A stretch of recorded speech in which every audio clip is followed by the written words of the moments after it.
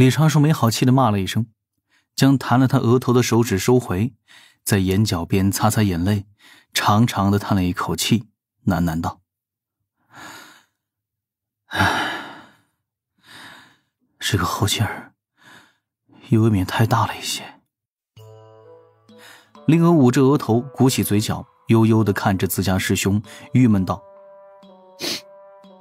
那这么多年没见师兄你哭过，人家担心嘛。唉，为兄这并不是哭，只是在宣泄道心积压的情绪罢了。灵儿各种不明所以，李长寿摇摇头，注视着阴沉的夜幕，让自己道心中的悲伤尽量的平复下来。他刚回山1个时辰，就在此地稳难落泪了1个时辰。半日前离开地府时，李长寿就以要去海神教和天庭处理后续之事为由，婉拒了赵大爷的饭局邀请。玄黄塔被大法师故意收了回去，大法师还特意点名请云霄仙子送李长寿的本体回山门，一如既往的好师兄啊。李长寿难得的坚强了一次，主动将云霄仙子送回了三仙岛，并在三仙岛上喝了一杯茶，闲聊了几句，才独自踏上回程。回来的路上，因为少了塔爷相护，李长寿总归不免有些安全感缺失。本来大半个时辰就能遁回来的路，硬是绕了小半个中神州。待回到小雄峰，躺回了舒适的摇椅，李长寿轻轻叹了一口气，身周飘出了一缕缕深蓝色的道韵，一股股悲怆之意自浑身上下冒了出来。念天地之悠悠，独怆然而泣下。万物有终时，何以守寂寞？此前李长寿并非没有被小哀影响到，只不过是将这些悲伤积压了下来，对外营造出一种高深莫测之感。才不是因为当着云霄仙子的面呢。这种纯粹的悲伤，纯粹的感染力，并非道心无垢就可以抵御的。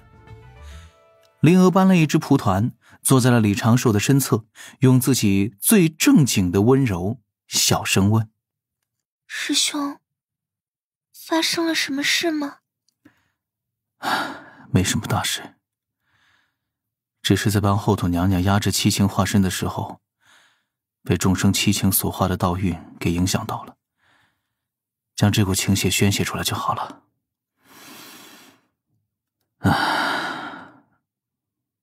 灵儿眨眨眼，貌似听师兄说了一件好像很了不得的事。李长寿道：知道喊你过来是做什么吗？知道。灵儿轻轻一叹，摆出一副生无可恋的面容，扭头看向侧旁。如果奖励我抄写经文，能让师兄产生快乐，我愿意。这次不必了，给我弹一点欢快的曲儿吧，对冲一下心境。早说嘛，这就来。灵儿立刻向后挪了挪身子，放出2只纸人，拿起鼓和箫，自己也抱出了一把古琴，奏起了欢快的曲调。李长寿笑了笑，再次闭上双眼。待那如潮水一般的悲伤渐渐消退，心神再次开始忙碌起来。后土七情之恶能够顺利化解，自是离不开天庭、龙宫3教仙宗的配合。李长寿的指导人们再次上路，去龙宫找龙王道谢，言说此事进展，又在天庭寻到了东木宫，商量接下来派人去地府慰问之事。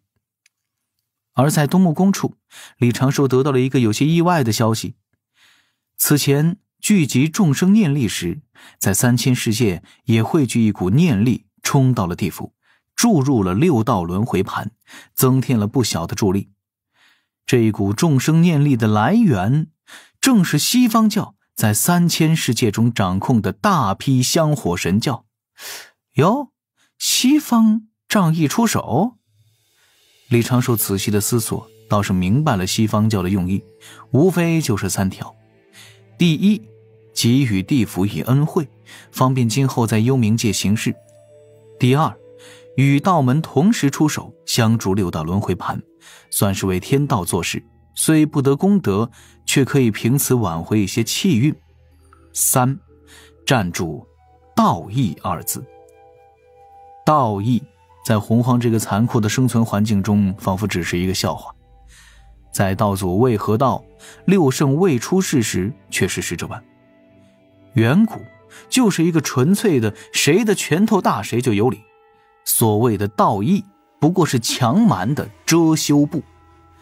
但道祖合道，6圣齐出之后，洪荒的天就已经定下了，背景根脚开始变得比实力更重要。6圣的存在制定了洪荒的基本秩序，而天道的存在让道义2字越发重要。西方教此次出手相助，就是为了站住道义2字，给自己证明，显示出洪荒大教的担当，与道门能够继续在同一层面博弈。大概就是我们西方教不是洪荒的反派，与道门是竞争关系，各自有各自的立场。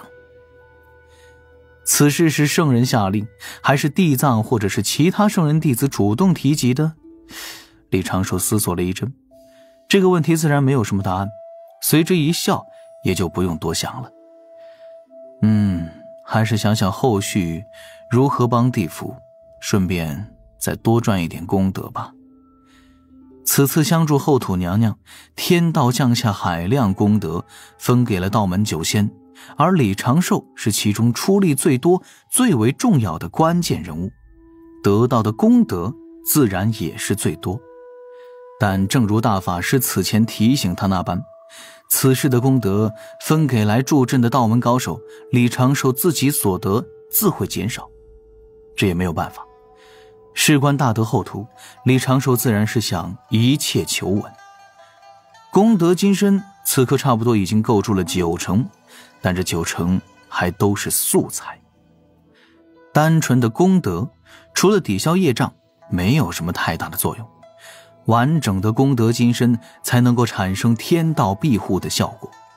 当然了，李长寿在此事上的思路一直没有变过。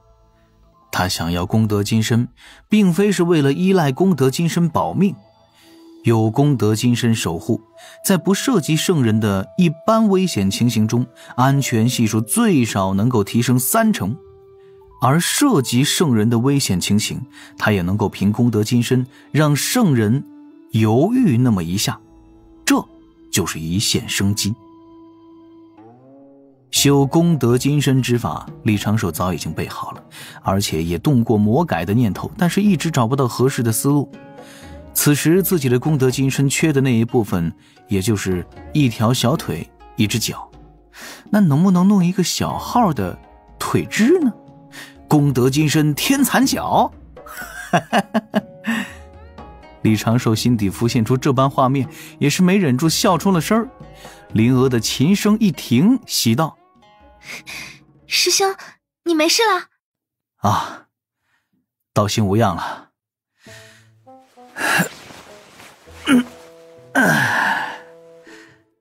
李长寿伸展了一下手臂，看着眼前的灵娥，又不由得陷入了思索。灵娥蓦然脸蛋一红，低声问：怎么了？灵娥呀，你修行至今日已多久了？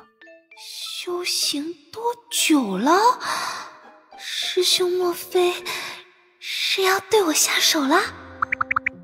佳话终于要熬出头，结出果，师兄妹的关系也能进一步突破了。灵娥的心跳声骤然放大，俏脸唰的通红，支支吾吾的说不出一句完整的话，直接越过少女的矜持与不安，将自己准备了多年的话语细如蚊声的说了出来。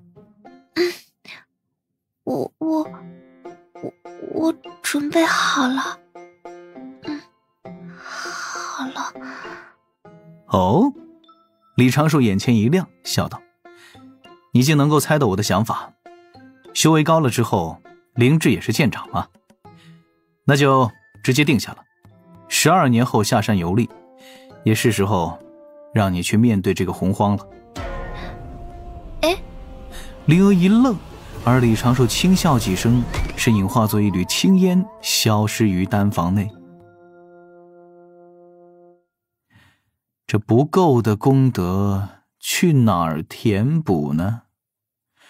除妖虽然是比较稳定的选项，但突然给妖族的压力太大，也容易引起妖族剧烈反弹。还是要以陆压道人为算计的核心点，用陆压道人妖庭太子的身份，吸引更多业障大妖冒头。最理想的算计其实是让妖族对天庭主动施压，高举大旗反天，那自己出手收割功德也就变得顺理成章，合乎情理了。妖族如今的实力和底蕴，若是跟整个人族比，自是远远不如，但跟刚起步没有多久的天庭相比，还是不容小觑。李长寿细数了一下自己接下来这几十年需要处理的事务：天庭招兵买马、轮回流程补全计划、针对陆压、暗中守护玉帝和王母、让师妹了解世道艰险等等。原则上他还是不会主动算计这些事。封神大劫的时刻表已在南州现身，且有孔宣道友的防护，李长寿只需要不紧不慢，按照自己的节奏做好后续准备，不必非急于一时。上头与着急是稳者最大之敌。接下来先去找有情师妹谈一下，看看她修行到了何处，在他去天庭之前，将他的修为境界尽量提升到天仙境。还要安排一场戏码，让有情与天庭水神正式相交，从而给他足够硬的根脚和背景。毕竟是去天庭帮自己的同门师妹嘛，自然不能亏待着。前辈您在吗？前辈。李长寿挑了挑眉，大半心神落归南赡部洲与东胜神州边界处藏身的指导人，仙识蔓延，注视着黑豹夫妇的洞府。水妖淼淼正在洞前来回踱步，手中还捏着李长寿此前给的传信玉符。这是怎么了？李长寿的指导人站起身来，检查了一下自己的样貌，确定是一直与黑豹夫妇相见的老道模样，这才使驾云赶去。仙识捕捉到黑豹正趴在洞内的一处石桌上呼呼大睡，身周还放着2坛仙酿，明显是被他夫人给灌醉了。这情形，这画面，这要是让黑豹给看到，必以为他这个陆压老道跟水妖淼淼有点什么事儿啊。到了洞前，李长寿板着脸问道：为何匆忙找贫道，又为何要将你夫君灌醉？水妖低头行礼：这几日我夫君总是念着截教仙，还说要去金鳌岛上一行。我问他怎么了，他说近来有些想念金鳌岛上的故友，想去探访一番。那金鳌岛是截教道场，高人云集，我们不过2只小妖儿，何敢过去那里拜访？这若是惹了哪位高手不喜，岂非要命的灾祸？前辈，你能否劝一劝我夫君？无妨。李长寿的心底掠过思量，皱眉道：他想过去，那去就是了。水妖紧皱眉头，低声问：这无事吗？自是无事。李长寿表露出少许不耐：你与他是夫妻，此事何该你们2人商议？贫道并非将你们关在此处，贫道只是觉得黑豹道友这张嘴对咱们妖族而言算是极为重要的本领，所以对你们颇多关照。金鳌岛上仙人明事理，说话也好听，如果你夫君所说没有骗你，那你们说不定会在金鳌岛上得一些好处。莫要以自己妖族出身自卑，虽然咱们妖族现在不行，但上古时也曾辉煌过。水妖不由得一阵忐忑，低声道：他若是去，我反正是不会过去。这就是你们夫妻之事了。李长寿摆摆手：贫道还有要事，就不在你们这里久待了。这般小事，哼！言罢，李长寿驾云离开。水妖有些欲言又止，但只能欠身行礼相送。轻叹了几声，水妖转身回了洞府内，将黑豹抬去了床榻上，开启了守护洞府的阵法。黑豹要去金鳌岛访友，这对封神大劫又会产生什么连锁反应？李长寿沉吟几声，心底隐隐有些预感，觉得黑豹一动，定能够搅动洪荒之风云，倒是可以趁机搞一波路亚。李长寿的思路不断的延展，渐渐的笑眯了眼。3日后，黑豹果真从洞府启程，一路躲躲藏藏赶往东海，在东海边缘朝着金鳌岛而去。而黑豹刚刚动身，天庭就对五部洲下发了一道讨妖檄文，追捕上古妖庭余孽陆压道人。檄文中也写出了理由，说陆压道人掌握了一种威胁天地平衡的法宝，需要尽早将陆压捉拿归天。这檄文一发，中神州人族仙门反应寥寥，差不多直接无视，